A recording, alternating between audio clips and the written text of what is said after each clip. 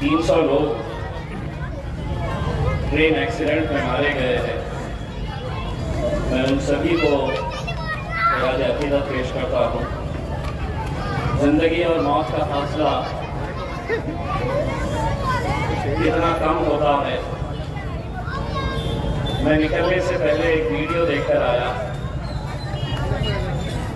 एक बाप लाशों के ठिगार में से अपने बेटे की लाश को तलाश कर रहा है जो इस ट्रेन एक्सीडेंट में मारा गया है। आप तसव्वुर करिए कि जो लोग ट्रेन में बैठकर निकले थे उनकी मंजिल कहीं और थी, लेकिन अल्लाह को कुछ और मंजूर था। उनका सफर वहीं खत्म हो गया।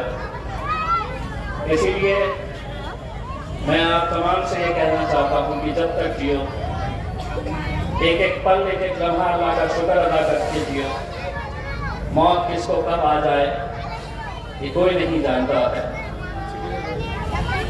मैं आप लोगों से आज ये भी इल्तिजा करने के लिए आया हूँ कि 7 तारीख के दिन बॉम्बे हाई कोर्ट में हमारे शहर के नाम के ताल्लुक से फैसला लिया जाने वाला है। ये लड़ाई में आप लोग हमारे साथ कांधे से कांधा लगाकर खड़े हुए। हमने सरकार से पैरवी की, सरकार से नुमाइंदगी की। हमने लगातार 21 दिन सड़क के ऊपर, हमने दिन और रात आंदोलन किया। मकसद यही था कि जिस शहर के नाम से हमारी शिनाख्त, हमारी पहचान है, वो पहचान बनी रहे। अदालत में इस ताल्लुक से 3 अलग अलग लोग ये केस को लेकर गए हैं। आप लोगों से इल्तिजा है, जो काम दुनिया में हमसे नहीं हो सकता है वो दुआओं से अल्लाह कर देता है। इसीलिए 7 तारीख तक आप लोग शिद्दत से दुआएं करें कि हम अपनी शिनाख्त, अपनी पहचान हम ऐसे ही बरकरार रखें। मैं आज के इस मौके के ऊपर खुसूसन नौजवानों से कुछ बोलने के लिए आया हूं, और ये बोलने के लिए आया हूं कि पिछले कुछ दिनों में अलग अलग शहरों में, अलग अलग गांवों में कुछ ऐसे वाक़यात हुए हैं जिससे सरकार की मंशा क्या है, सरकार के इरादे क्या है, उनका मकसद क्या है, ये साफ हो रहा है। कर्नाटक के इलेक्शन के बाद सत्ता में अगर आना है, जीतना है, तो हम काम कुछ दिखा नहीं सकते। तो सबसे आसान काम यह है कि कई शहरों के अंदर दंगे भड़काओ, दंगे कराने का काम करो, हिंदू, मुसलमान, दलितों के बीच में फूट पैदा करने का काम करो और अपनी सियासी रोटियां सेक ले। इस मकसद से किसी भी हद तक ये सरकार जा सकती है, मैं आपको आगाह करने के लिए आया हूं। ऐसे हालात में ये हमारी, हम सब की जिम्मेदारी है, खुसूसन नौजवानों की, कि हम इन हालात से कैसे निपटे। कन्नड़ में कुछ दिन पहले दंगा हुआ। मामला क्या था? तो किसी ने फेसबुक के ऊपर हमारे मजहब के ताल्लुक से एक पोस्ट डाल दी नतीजा यह हुआ कि तकरीबन 40 लड़के अपने घरों से बाहर घूमते रहे। पुलिस उनका पीछा करती रही। उनके घर वाले किस परेशान हाल में वो दिन गुजार रहे थे, आप इसका अंदाजा नहीं लगा सकते। 3 दिन पहले कन्नड़ के शेलगांव में मस्जिद के सामने डीजे बजाने को लेकर वहां पर दंगा हुआ। उस गांव के बुजुर्ग, नौजवान, हमारी माएं और बहनें आज वो गांव छोड़कर बाहर भागते फिर रही है। 2 दिन पहले जब वो लोग मेरे पास आए, तमाम बुजुर्ग लोग, उनमें एक हमारी बहन भी थी। मैंने उसकी तस्वीर, उसके जख्मों की तस्वीर मैंने ट्वीट करके सरकार को दिखाई है। रोंगटे खड़े हो जाएंगे पुलिस की बर्बरियत देखकर कि एक बुर्खापोश औरत को किस बुरी तरीके से मारा गया है। उसके पैरों के जख्म अगर आप देखेंगे तो उसके पैर की चमड़ी तक निकल गई। उसके पैरों के ऊपर जो लाठियों के निशान है, वो अगर देखें तो शायद आप 10 सेकंड भी देख नहीं सकते। कौन खड़े रहेगा इनके लिए? कौन लड़ेगा इनके लिए? हम तो खेगड़ों के खेल के अंदर मसरूफ है। कोई एक लड़ने के लिए खड़ा होता है तो 4 नीचे से खींचने के लिए बैठे हुए हैं। अकोला में क्या हुआ? अलग अलग शहरों के अंदर, सांगली में एक नौजवान लड़का आज भी अपने घर से बाहर है। गांव वालों ने कह दिया कि इसे हम गांव में आने नहीं देंगे, लेकिन हमें क्या, हम तो खुश हैं एक दूसरे की टांग खींचने में, एक दूसरे के ऊपर तनकीद करने में। मैंने जब कन्नड़ की उस बहन की हालत देखी, मैंने एसपी से कहा कि ये जो पीआई है पिशोर पुलिस स्टेशन की, कोमल शिंदे, मारने वाले 4 मर्द पुलिस वाले थे जिन्होंने उस हमारी बहन के ऊपर किस बर्बरियत के साथ लाठियां चलाई। कोई जरूरी नहीं है कि यह मुद्दा कोई एक सियासी पार्टी लड़ेगी। यह मेरी, आप सबकी लड़ाई है। मैं 2 दिन का टाइम औरंगाबाद पुलिस को देता हूं। अगर उन पुलिस वालों के ऊपर कार्रवाई नहीं हुई तो जिस तरह मुंबई की तरफ मैंने एक काफिला लेकर गया था, उतना ही बड़ा काफिला मैं कन्नड़ को लेकर जाऊंगा और पुलिस से सवाल करूंगा।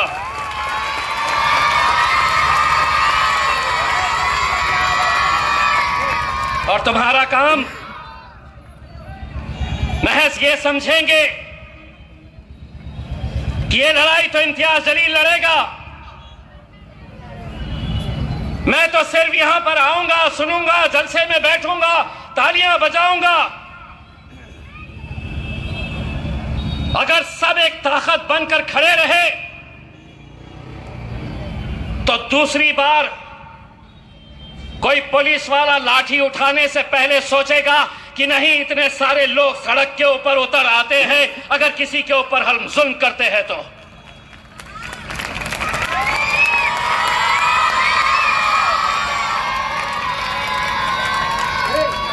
मुझे मालूम है कि राणपुरे के उस दंगे के बाद बहुत सारे बातें मेरे सामने आई। मैं एक बात कहना चाहता हूं, चाहता तो इम्तियाज जलील भी उस रात अपने घर में बैठा रहता। लोग कहते हैं कि मैंने एक मंदिर को बचाने के लिए रास्ते पर उतरा था। दूसरे दिन रामनवमी का त्योहार, झूठ कहते हैं। अगर कोई यह कहता है कि मैं किसी एक मंदिर को बचाने के लिए मैदान में उतरा था, कई सारे लोग जो उस रात के गवाह नहीं है, उन्हें सूरज निकलने से पहले क्या हालात थे शायद इस बात का अंदाजा भी नहीं है। दूसरे दिन सोचिए, अगर यह खबर किसी टीवी चैनल के ऊपर चलती कि रामनवमी के दिन राम की मंदिर के ऊपर हमला किया गया, कितने मस्जिदों को इस मुल्क में निशाना बनाया जाता, कभी सोचा है? पूरे मुल्क में अगर दंगे भड़कते तो उसके खुसरवार हम होते, बेकसूर लोगों की जानें जाती। मुझे कहते नहीं, आपने ये नहीं बोलना चाहिए था, आपने ये नहीं बोलना चाहिए था कि कुछ लड़के उसमें नशा किए हुए थे, बटन प्लेयर। इम्तियाज जलील जो सच है वो सच को सच बोलेगा। मैंने भी अगर झूठ बोलकर अगर ऐसे नशेखोरों की तायीद करूं तो हम कहां जाएंगे? मैं शुक्र करता हूं उन तमाम लोगों का, जब गिरफ्तारियां हुई किसी ने उन बच्चों के घरों के ऊपर अनाज का इंतजाम किया। कुछ होता तो क्या हम रमजान मना सकते? कुछ होता तो छोटे मोटे कारोबारी जो साल भर इंतजार करते हैं रमजान के महीने का, साल भर उनकी रोजी रोटी उस रमजान के कारोबार पे होती, क्या हम वो कारोबार कर पाते? मैं शुक्र अदा करता हूं उन तमाम लोगों का जिन्होंने अदालत में मदद की लोगों की। सियासी इख्तिलाफ किसी के कैसे भी हो, लेकिन यह काम किसी एक शख्स का नहीं है। हर एक को आगे बढ़कर ऐसे मौकों के ऊपर लोगों की मदद हम कैसे कर सकते हैं, इसके बारे में सोचने की जरूरत है। इसीलिए मुझे कतई बुरा नहीं लगता है जब आज महफिलें सजाई जाती है और उन महफिलों के अंदर चर्चा होता है तो मेरा होता है।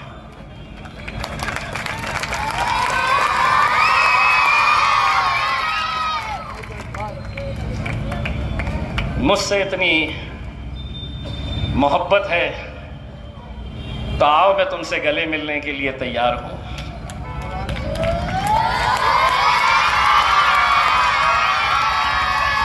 लेकिन कब तक ये खेल खेलते रहोगे? मुझे मालूम है 2014 से पहले इम्तियाज जलील इस शहर में नहीं था। आप सभी लोग थे जो आज अपनी महफिलें सजाकर इम्तियाज जलील कितना जपते हो मेरा नाम। सुबह उठते हैं तो इम्तियाज, रात सोते हैं तो इम्तियाज, यहां जाने के लिए रास्ता नहीं है तो इम्तियाज, पेट में दर्द हो रहा है तो इम्तियाज की वजह से हो रहा है, एक्सीडेंट हो गया है, एम्बुलेंस नहीं आई है तो इम्तियाज। कितना, क्यों मुझसे इतनी मोहब्बत करते हो? 2014 से पहले तो मैं नहीं था ना, तुम्हारे पास ही इस शहर की क़यादत तुम्हारे हाथ में थी। क्या वजह है कि तुमने अपने आमदार तैयार नहीं किए? क्या वजह है कि 38 साल लग गए एक नस्ल को यह देखने के लिए कि हमारा भी कोई मेंबर ऑफ पार्लियामेंट हो सकता है? याद है 2019 कैसे होटलों में बैठते थे, कैसे समझाने की कोशिश की जाती थी। 2014 में इसको कौन पहचानता है? ये पूना से आया हुआ है, इसको कौन पहचानता है? लेकिन अल्हम्दुलिल्लाह आपने वो मुकाम पे मुझे पहुंचाया। 2019 आया, फिर हिसाब किताब निकालना शुरू कर दिए, फिर होटलों में बैठ के इनके इतने, मराठा समाज इतना, दलित समाज इतना, हिंदू इतने, मुस्लिम इतने, फिर आके बोलते कितना भी कर लो नहीं आते। बोले थे ना, मैं आपके दिल की बात अच्छी तरह समझ रहा हूं। आप भी उस वक्त यही बोलते थे, हाँ यार 2014 में चुन के आ गया, बोल रहा एमपी भी बनेगा। बड़े बड़े सियासतदान ये कहते थे कि यहां से शिवसेना को कोई हरा ही नहीं सकता है। लेकिन कैसे मुमकिन हुआ? जो काम इम्तियाज जलील 2019 के अंदर किया, तुम्हारे पास तो 38 साल थे, क्यों नहीं तुमने अपनी क़यादत खड़े की? इसलिए नहीं की कि तुम्हें गुलामगिरी करने की आदत है।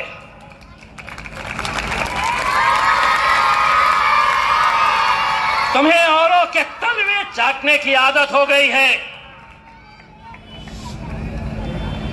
जिस शरद पवार को तुम अपना नेता समझकर उसके लिए कुर्सियां और चटाई बिछाने का काम करते थे, आज इम्तियाज जलील और शरद पवार के बाजू वाली कुर्सी के ऊपर बैठता है। जिस कांग्रेस के गुलाम ये कहते थे कि ये इसकी सेटिंग हो गई, अब वो आराम से जीत जाएगा, फिर से ये सिर्फ वोट काटने के लिए आया है। आज पूरे हिंदुस्तान के अंदर हमने ये मिसाल कायम की है, बताया है कि हम अगर मुत्तहिद रहे तो हम क्या कर सकते हैं। मेरे भाइयों, एक बात समझ लीजिए, आज जिस दौर से हम गुजर रहे हैं, मैं अभी एक प्रोग्राम में से आया हूं, निर्भय बनो नाम का एक यहां पर कार्यक्रम था। वहां पर एक बहुत बड़े शख्स ने अपने भाषण के अंदर ये कहा, जो बात मैं भी कह चुका हूं, कि ये सरकार किसी भी हालत के अंदर महाराष्ट्र में, हिंदुस्तान के अंदर दंगे कराने के फिराक में है। उन्होंने तो 2 शहरों के नाम भी दे दिए कि इन 2 शहरों को लेबोरेटरी बनाया जाएगा, इन 2 शहरों के अंदर पहले दंगे भड़काए जाएंगे। हमारे पास भी ये कोशिशें हो सकती है, लेकिन हमें उन जज्बाती बातों के अंदर नहीं आना है। दंगे के अंदर कभी कोई नेता नहीं मरता है, दंगे में कोई बड़ा नेता जेल नहीं जाता है। जेल जाते हैं तो वो नौजवान लड़के जो जज्बात में अपना होश खो देते हैं। लेकिन कभी नौजवानों ये सोचो कि तुम जब घर से बाहर रहते हो, जेलों में रहते हो, तो तुम्हारे बुजुर्ग माँ बाप के ऊपर क्या बीतती है, उनके दिन कैसे गुजरते हैं। जमहूरियत के अंदर अगर सही तरीके से इन जालिमों का मुकाबला करना है तो वो वोटिंग के जरिए करिए। मुझे मालूम है कि आज इस शहर के अंदर जो हलचल हो रही है, हर एक के निशाने के ऊपर सिर्फ एक ही शख्स को रखा गया है।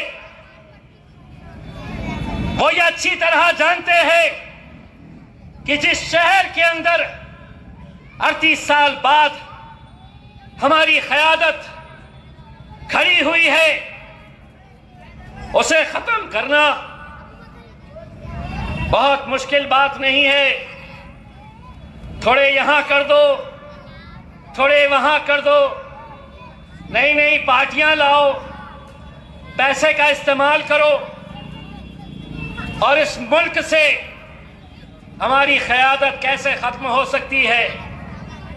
आज बैरिस्टर असदुद्दीन अवैसी साहब जो मेहनत कर रहे हैं, मकसद यही है कि हम किसी तरह से अपनी क़यादतों को हम कैसा खड़ा कर सके। लेकिन मुझे मालूम है कैसा डसेगा कौन, मुझे सब पता है। लेकिन किसी का खौफ मुझे रोक नहीं सकता, लेकिन किसी का खौफ मुझे रोक नहीं सकता। जंगल का हो या हो आस्तीन का, सभी सांपों की नस्लों को मैं अच्छी तरह से पहचानता हूं।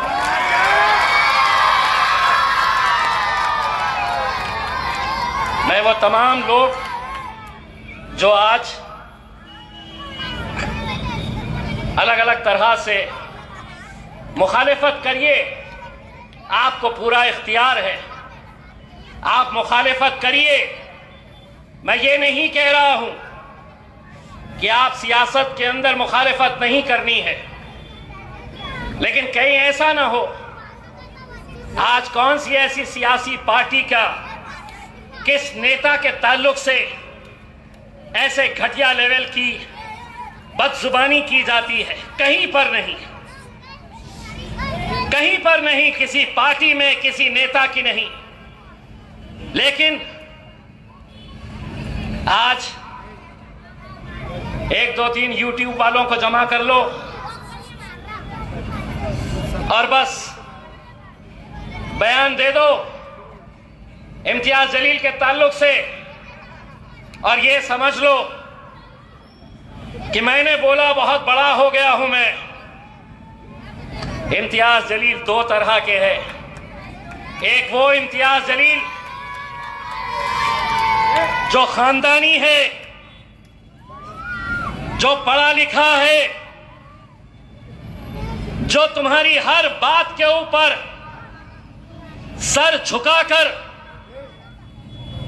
जवाब नहीं देगा। लेकिन अगर तुम समझोगे कि मैं कुछ भी बोलूंगा तो दूसरा इम्तियाज खासदार इम्तियाज जलील है।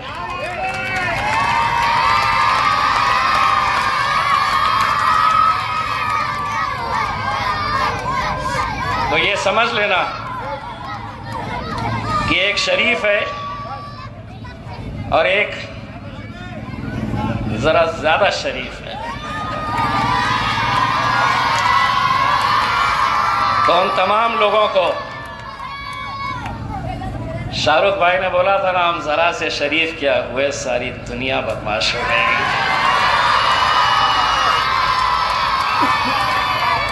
इसीलिए आपको अपना सियासी सफर मुबारक हो। आपके सियासी सफर के अंदर हम रुकावट नहीं पैदा करेंगे और उम्मीद करता हूं अगले बार आप अपनी ज़बान के ऊपर काबू रखेंगे। बहुत बहुत शुक्रिया। वाखिर दावाना अल्हम्दुलिल्लाह।